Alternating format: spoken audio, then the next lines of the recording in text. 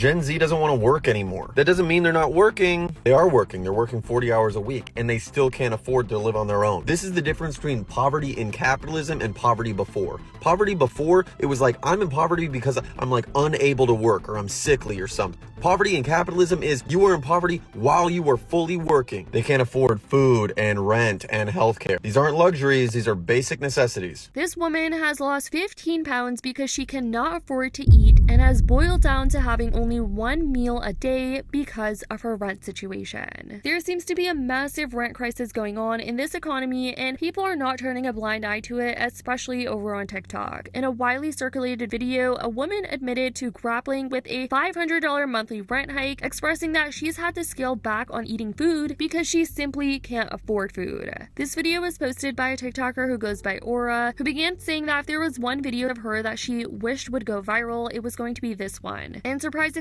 it did end up going viral with around 3 million views since being uploaded. But in the video, filmed from what seems to be her apartment, she shares that this is the first month that she won't be able to afford rent. She then goes on to say, I'm not a rich person, I don't have a lot of stuff, I have a basic household necessities, a couch, a bed, a washer, and a dryer, and that she doesn't have a lot of lavish things. And while some people in the comments had to disagree with that statement, because to a lot of people it seemed like she did have a pretty nice house from what they were seeing on screen, but she continues crying, saying that the food prices are too high and that she cut back on eating because she just simply put can't afford food. There's one video of mine that needs to do well, it's this one. This is the first month I won't be able to afford rent. I'm not a rich person. I don't have a lot of stuff. I have basic household necessities, a couch, a bed, washer, a dryer.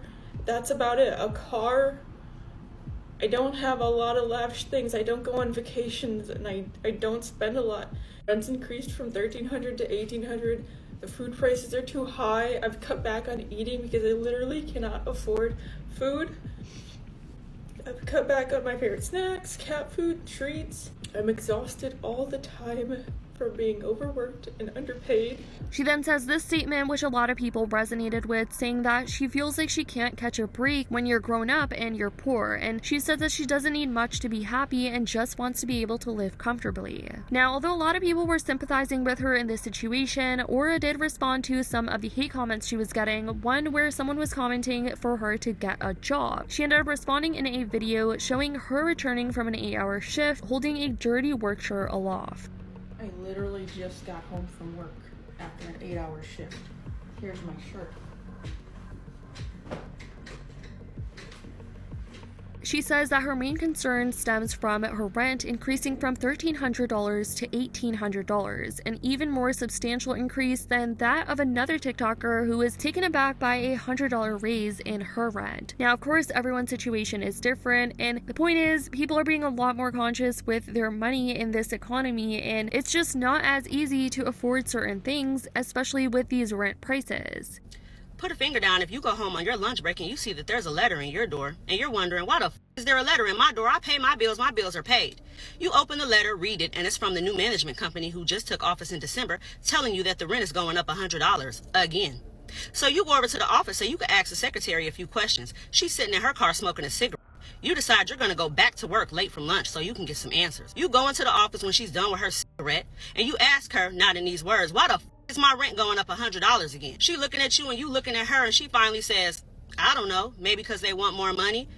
And you not in these words tell her, and so the f do I, but unlike everything else in this up economy that's going up, my income is staying the same. You proceed to ask her, who are these people? What do they stand for? Where's the mission statement? Does this mean that I'm still going to have to borrow a lawnmower from my friend and cut my own grass? Does this mean that I'm still going to have to fix my townhome on my own because the incompetent maintenance man acts like he can't read and execute a maintenance order? Does this mean I'm gonna have to remind them not once but twice to change my air filter that's due every 3 months and wait 8 months for them to do so? She just looking at you and you looking at her and you decide in that moment, before you say some things in a way that's gonna get you in trouble, you better take your ass back to work because clearly you need the money now. And on that short ride back to work, you're able to calculate in your head that you're either gonna need a 63-cent raise from your first job in order to not feel the impact of $100 extra a month, $1,200 a year, or you're going to need to pick up 5 extra hours at your second job that you already hate, that you've already been trying not to work at more than what you have to because you're sick and tired of working 60 and 70-hour work weeks between 2 jobs just to be able to maintain. All over the comments, people had to say our rent went from $1,850 $2,050 to $2,500. The TikTok creator responded saying that should absolutely be illegal. Like, are y'all about to add a room and a bathroom in this?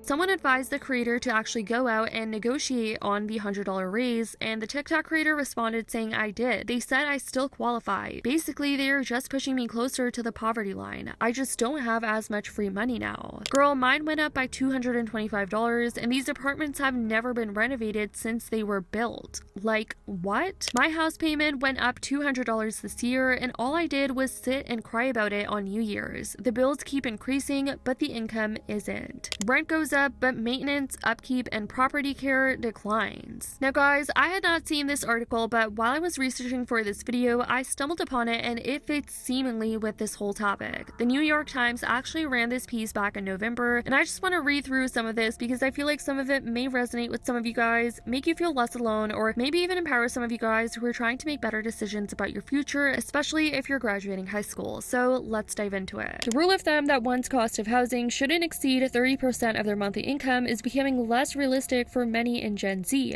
Homeownership feels unattainable. More than a third of Gen Z respondents in one survey said it's something they think they'll never be able to achieve. According to the National Association of Realtors, last year the typical first-time homeowner was 36 years old, a record high. Renting hasn't been an easy alternative either, with those in search of apartments facing bidding wars and high rent costs. About one-third of the generation's adults live with their parents and plan on staying with them as a long-term housing solution. Others are sleeping in living rooms, rushing moving in with their partners, and migrating out of big cities. The New York Times asked Gen Zers to share their stories and estimate how much of their monthly income they typically spend on rent. Here's what young people from coast to coast are saying about how they manage to keep a roof over their heads. Savannah is a 23-year-old server in Reno, Nevada. To make rent this month, Miss Scott not only had to use the entirety of her paychecks, but she also had to dig into her tips. I end up buying less groceries. I can't be buying fun little snacks. It's just like brown rice and beans. I was on food stamps for a while, she said. I only drive maybe once a week because I don't want to have to pay for the gas. 75% of her income goes to rent. They also reported that a median income household in the US would need to spend more than 30% of their income for an average priced apartment. Between 1999 and 2022, rent has grown 135%. Incomes have only increased by 77% in that time. More than half of Gen Z respondents in a recent Zillow survey said that they would need to win the lottery in order to become a homeowner. Anyways, guys, I definitely want to know your take on this whole Gen Z rent crisis situation, as well as everything going on in this economy and how people are having a much harder time affording rent and how people are unfortunately struggling to even survive at this point, it seems. We have to definitely be more aware of where our money is going to. Let me know your thoughts in the comments on this situation down below. I love you guys so much, and as always, I'll see y'all in the next video.